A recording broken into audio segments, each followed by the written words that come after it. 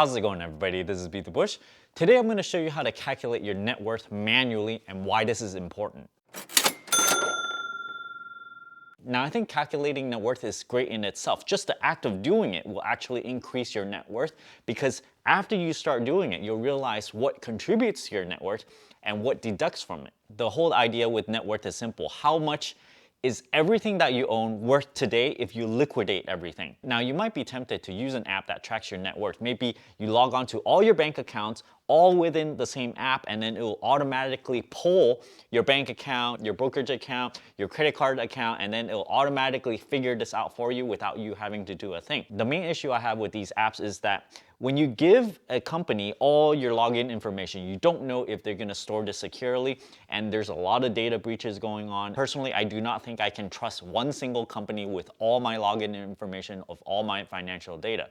So this is why I keep all my login information separately from any cloud service or anything. I keep it locally on a hard drive that's password protected, and then I manually go into each one of my account every single month, and I put all this information manually into a spreadsheet. Now, this is just a typical spreadsheet. You can create one yourself, but I'll leave a template for one of these down in the video description below. This is going to be in my Dropbox, and you can modify any way you want. You can add lines to it. You can add extra calculations. And this is the benefit of having a spreadsheet, because if you want to measure your net worth in a certain way, maybe you want to add financial instruments that's worth something that other apps just does not calculate, then you can do so just manually in an Excel spreadsheet. The other thing I want to address before going deep into how to calculate net worth is, should you calculate home equity? Now, I'm not even going to try to answer this, because some people like to add home equity to their net worth and some people don't. I personally do both of them. In the spreadsheet, you can look at your net worth with home equity and your net worth without home equity. And within that spreadsheet, you can look at liquidated assets minus credit card debt. You can also look how much mortgage balance you have, anything that you want. You just chart it out on the spreadsheet yourself. I'm just gonna go through this spreadsheet and just talk about each item and why it is included. The first section is cash and equivalents. This is very obvious, right? Anything that is cash, liquid, in a savings account, in a CD, you put all these in checking accounts, savings account. Now, I added in gift cards of significant value roughly a couple of years ago or so, because sometimes I put significant amount in gift cards, maybe $500 in Amazon gift cards, maybe something in Best Buy gift cards. So I ended up including this just because I feel like there's some value there. And you can actually pretty easily liquidate this and turn it back into cash. But I just take the value as is. Sometimes these amounts are so little that you might think that, oh, I don't really want to add all this. But by the time you add a lot of little things together, $100 here, and then you do this like 10 times, that's like another $1,000 to your net worth. Something that I added to this net worth calculation, and this is version 2 of the spreadsheet, by the way, is utility credits. I get 5% cash back on my utility, and sometimes I have to monitor that I actually get 5% cash back within a certain quarter. So I might end up paying in advance for my PG&E, my power electric bill, my water bill, my trash bill. So I might have like up to $500, $600, $700 in my utility account at any one point. So when you add this up, it's significant value. Although you can argue that you can't exactly liquidate this because they're not going to refund you the money, right? But personally, I consider this pretty liquid, because if I'm going to live in the same place and I'm going to pay $50 to $70 just in utilities every month, this is cash that's not going to come out of my account. This is going to come out of this little utility savings account that's with them for now. So like I said, if you don't like the way I calculate this, you can certainly just, zero it out. You can also get as detailed as you want. For example, you can add value that's in your toll tags, your public transit cards that have stored value. If you have a big bottle of change, you might want to count it, and you can add that to it if you want. Although personally, these 3 things that I just mentioned, I don't add them in personally right now. Next things are any kind of immediate kind of credit card debts or property tax debt, or federal and state taxes debt. These things, I feel they're gonna get subtracted out from your net worth pretty quickly, like within a month or so. So as soon as I find out that I owe credit card debt, property tax, federal or state tax, I tend to add this into my net worth so that it gets deducted from it, so that it would reflect my actual net worth as soon as I know I have these bills to pay. As I was saying, your net worth is basically everything that you can liquidate easily and subtract out all your debts and obligations. For example, mortgages, credit card debt, student loan, personal loan. So let's move on to the loans aspect of it. Now, you might want to put on your student loan balance. It might be $20,000, $40,000, $100,000. Car loan balance, if you have a car loan, and then a personal loan balance. And any kind of debt obligation that you have, there's a huge balance of it, you want to put that in. However, I do not count monthly payments. Like if you have like alimony or something, then this is something I do not calculate because this is not a lump sum. This is a monthly payment, so then this does not get factored into your net worth. This is more like a cash flow argument where if you have some sort of monthly payment to someone else of a settlement or something like that, then this is more like it reduces your cash flow so that you cannot increase your net worth as quickly. And then now let's move on to investments. Obviously, these adds to your net worth. You have brokerage account, the current value. Usually I do the calculation on the first of the month, and I try to do it roughly around the same time. Maybe if I miss a day or two, that's okay. I put it in the spreadsheet saying the time at which I calculated the net worth is, let's say, April 5th of 2020. I have to mention that you probably don't want to do your net worth calculation if you do it manually. You don't want to do it every day. I'd say it probably takes me about 15 to 20 minutes to just log into all of my accounts, check the balance, and then transfer that information manually. I type all these numbers in. Monthly is a very, very good cadence to do this, because if you do it every single week, you're gonna see a bit of fluctuations because sometimes you get paid a certain time of the month. A lot of things are gonna happen within a month. So if you try to do it the same time every single month, then you're gonna get more of a consistent result. So if you do it too many times, if you do it every single day, then it's gonna waste extra time. So for me, it's manageable to do it every single month. It's manageable to spend 15, 20 minutes every single month logging to all my accounts. And this is very, very much worth it to me rather than having an app that has all my financial information, even if they say they store my login information securely. So let me go on with the kinds of investments that you might want to add. Number one, brokerage account that is not a retirement account.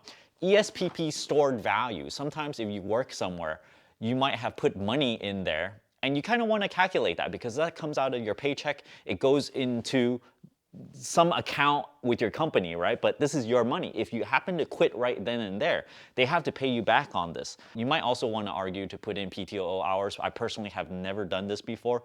It's just a little bit too much to calculate. It depends on how much work you want to put into it. You also want to include vested RSU that is not sold yet into cash. So if it's vested, it's actually yours to keep, even if you quit your job, even if they fire you or something. So this is actual value. So then this would be counted. If it's unvested RSU or stock options that you have that's not vested, if it's gonna get vested like a year from now, I generally don't count this, but I might wanna monitor it. I would play it a little bit more carefully while I'm employed, just so that I make sure those things are vested and kind of know how much value I'm getting from my work. If you have annuities, you want to put the liquidation value in it. Just, this is talking about net worth here. So everything that you have, you're thinking about liquidating everything and how much US dollars are you going to end up if you happen to do that. So sometimes if there are significant liquidation value loss, if you sell it, you have to pay like 5% fee,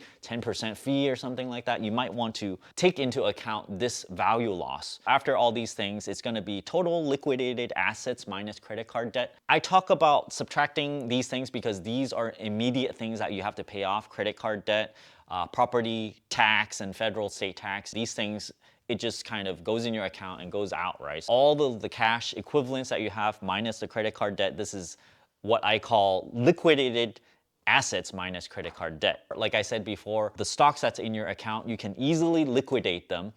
Gift card, you can pretty easily liquidate them. Next up is retirement account value, and you might want to add all these up separately and then add it to your total net worth afterwards, so you can kind of see how much retirement balance that you have in total. So the retirement accounts that you might want to consider, I'm just naming these off so that it might ring a bell or something that you have something like this.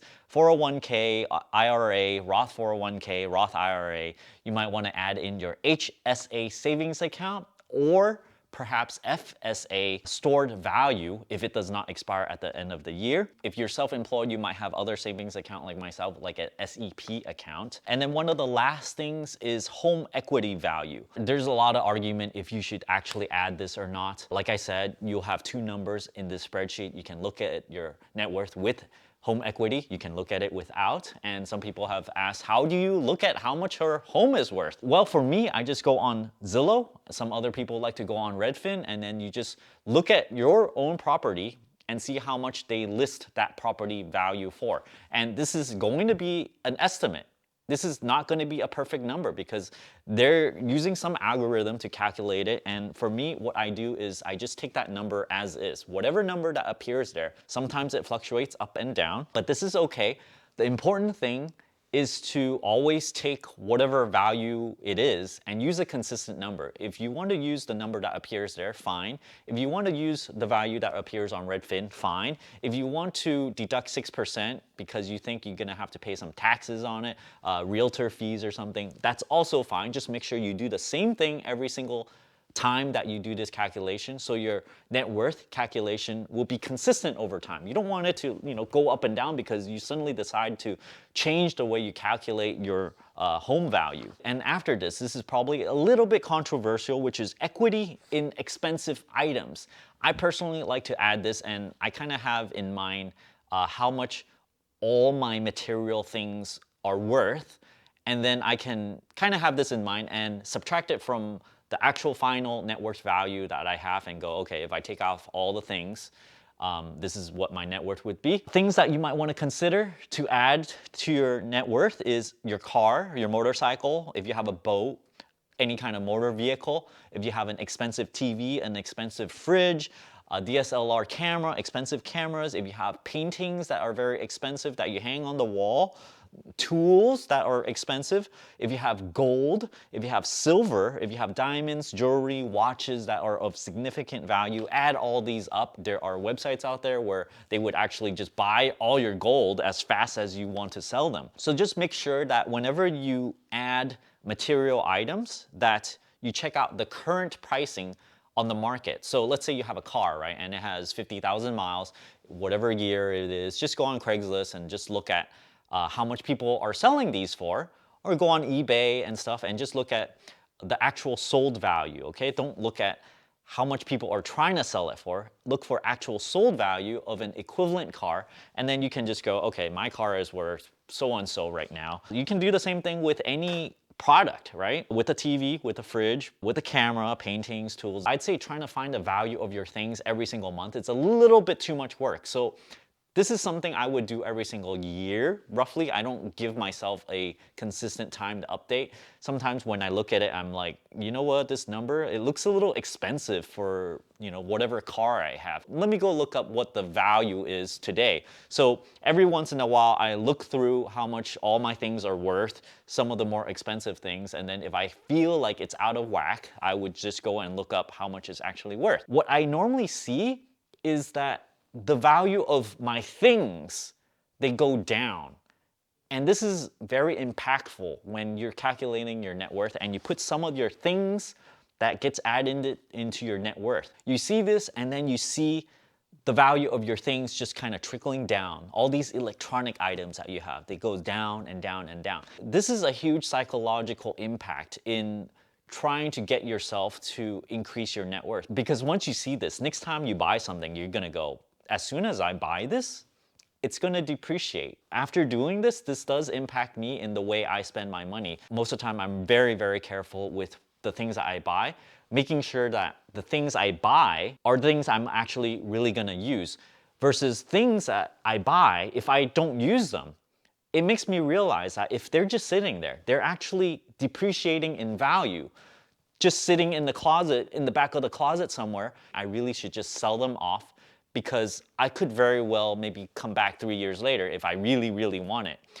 I can just buy that for a much cheaper price. Therefore, I don't take on the depreciation of those products. Thanks for watching this video. I hope you guys enjoyed it. If you guys are interested in supporting this channel, check out my Webull referral link down in the video description below. This is a free trading app. You can get 2 free shares of stock as long as you sign up, you get 1 free share.